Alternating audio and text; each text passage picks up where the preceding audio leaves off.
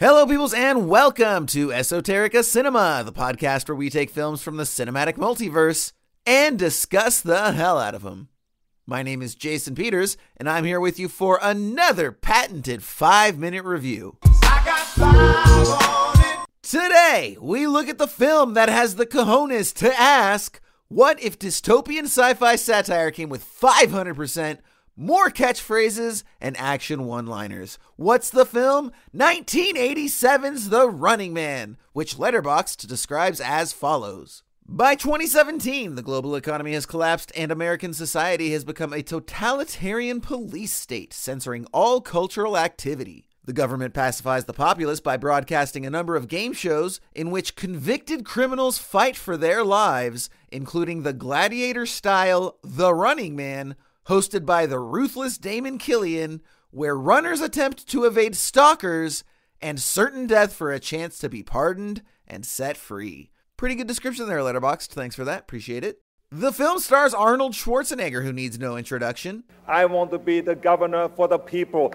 But I was surprised to find more info on the writer and director, respectively. So the director is a gentleman by the name of Paul Michael Glaser.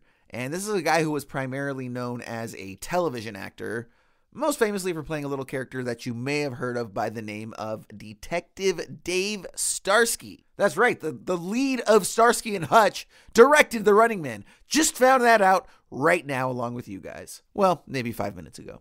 The writer, now this is a guy you're going to maybe have heard of, okay? His name is Steven DeSouza. And if it does sound familiar, it's likely because he wrote one of the all-time action epics. That's right, Die Hard. This dude wrote Die Hard. The guy that wrote The Running Man wrote Die Hard, and you're thinking, wow, that must make him a super stud, right? No, it wouldn't. You would absolutely be wrong. So he does also have 48 Hours to his name, the Nick Nolte Eddie Murphy vehicle, which from what I understand has not exactly aged very well since it was first released in the 80s. Go figure. And other than that, he follows up Die Hard with Die Hard 2, which by the way is one of the all-time worst action movies I have ever seen. I hate Die Hard 2, okay? Beverly Hills Cop 3, Judge Dredd, which I haven't seen in a long time, but I did like as a kid, if I'm going to be honest, but I'll bet you it's dog shit if I go back and check it now. And then most egregious of all, 1994's live-action Street Fighter film. So yeah, Steven DeSouza, writer of Die Hard, can go suck it. That's my official analysis. Let's get on to the film itself. It's time to start running! Now, this is an action satire through and through, okay? The satire is pretty strong. Some of it, you could argue, is even a little prescient, but the action is very 80s, okay? So as you're going into this, just know that, like, it is going to feel like 1986. Like, it may as well come with a straw and a bundle of cocaine. Now, if that works for you, great. If it doesn't, nothing in here is going to change your mind. Maybe some of the satire can guide you through, but the middle, the second act is literally just all 80s action, so you're going to have to be prepared for that. Interestingly enough, the movie does take place in 2019, so we thankfully have avoided the dystopian future that this film predicted. We have a dystopian future entirely of our own. Thank you very much, Steven DeSouza.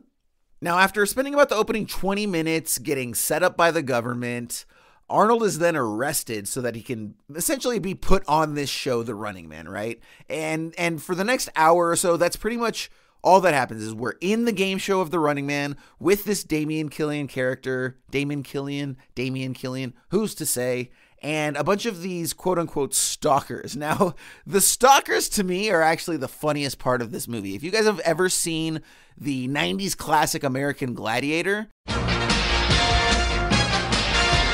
it's in that vein, but taken to like a comic book extreme. So they have guys like the first guy is named Sub-Zero, right? And he's this big Asian dude who's really good at ice hockey. And so his environment that he exists in is like a hockey rink. And then he has this hockey stick with some like gnarly serrated blades at the edge of it, right? And he basically just goes around hacking limbs and heads off, and that's his thing. We've got this other guy, Buzzsaw, who from what I can just tell is a jacked up, meaty bodybuilder who does a shitload of cocaine. The saw's part of me, and I'm gonna make it part of you. Man, I think he did all of everyone's on set. And then we've also got Dynamo. Dynamo has to be the absolute lamest creation in any of 80s action cinema because he's supposed to be this like badass electrical guy, like he shoots sparks and electricity out of some, thing on his wrist or whatever. And look, this is not to disrespect anyone who's overweight, but this guy is at least 100 pounds overweight. And so for him to be a gladiator going around and chasing dudes like Arnold Schwarzenegger does not work. I firmly believe he is actually the grown-up man-child from Pee-wee's Big Adventure. Horace or whatever the hell his name is, where he gets into the fight in his giant indoor swimming pool. You want to buy my bike, Princess? What would I do with that? Oh, really?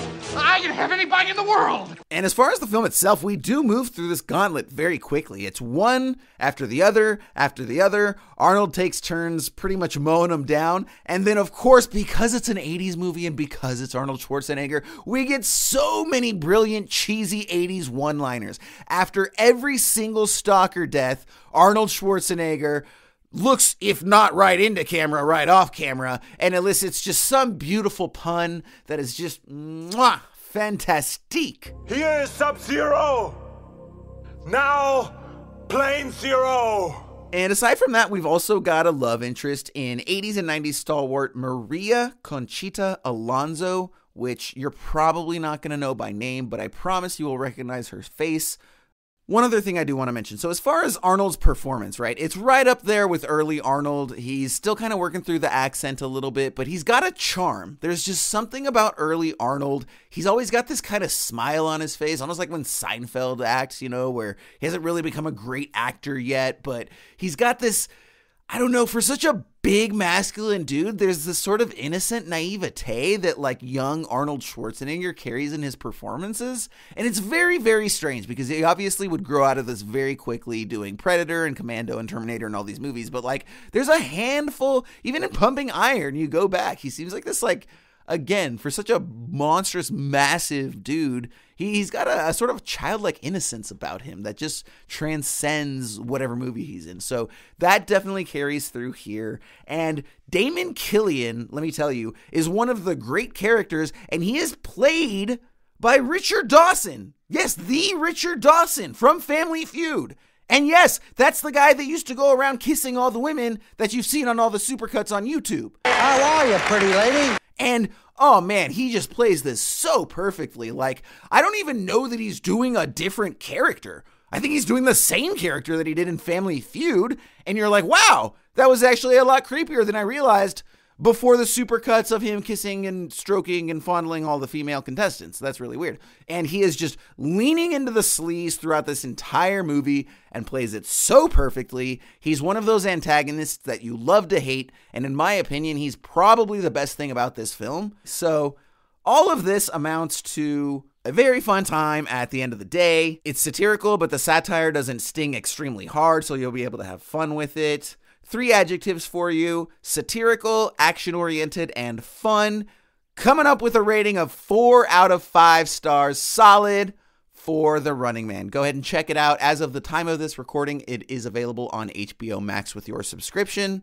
Other than that, I'm sure you can find it somewhere else. That's what we got for you today on 5 Minute Reviews. We will see you next time on Esoterica Cinema. Thanks for hanging out with us.